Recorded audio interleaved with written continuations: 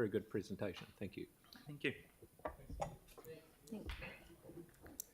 Okay, so now we've got Ross and Anne from the Christchurch Civic Trust.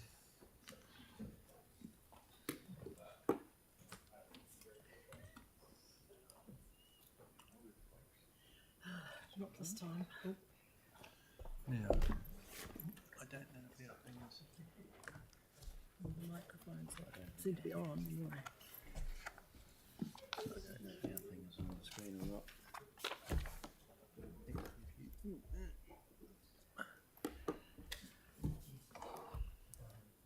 Fire away when you're ready. Yes. Kia ora koutou katoa. Hello everyone. Anne Dingwall and I will address the on-screen Christchurch Civic Trust CCT numbered points, which are not on screen I see, but however, you've got them on your screens.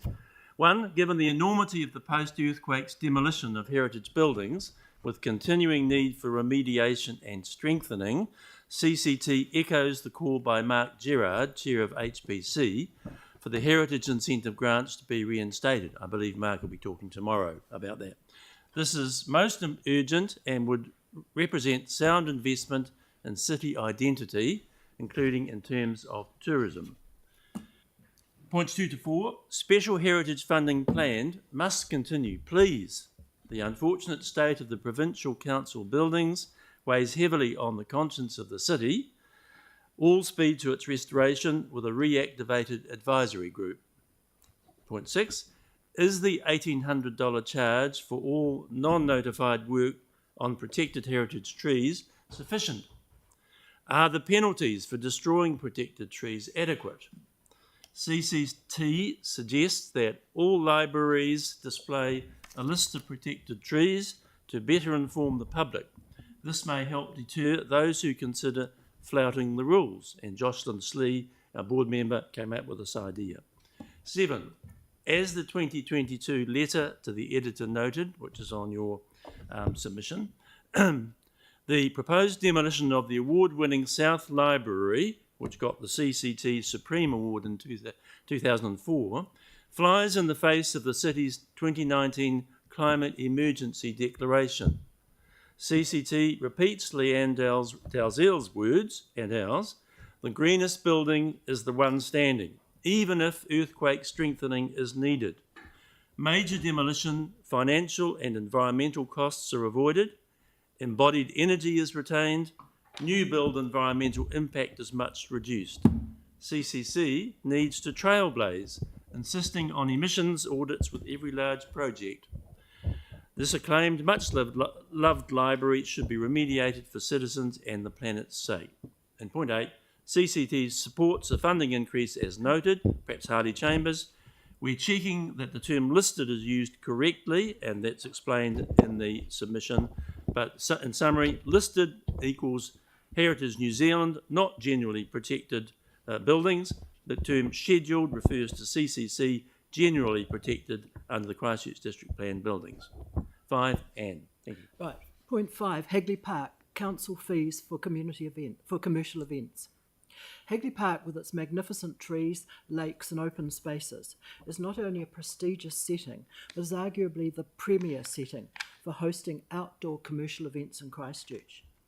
As demand grows, some ticketed commercial events are attracting attendance well in excess of 10,000, nearly 30,000 reported in one example.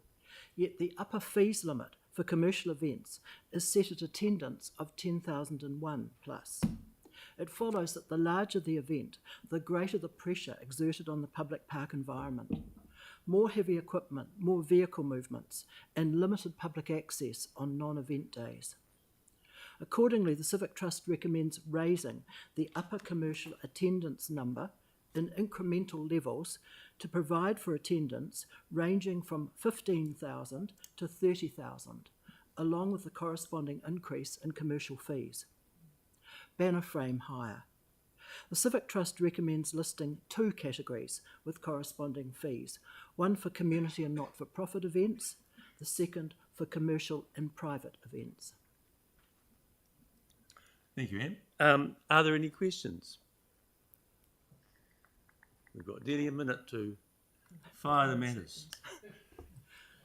No.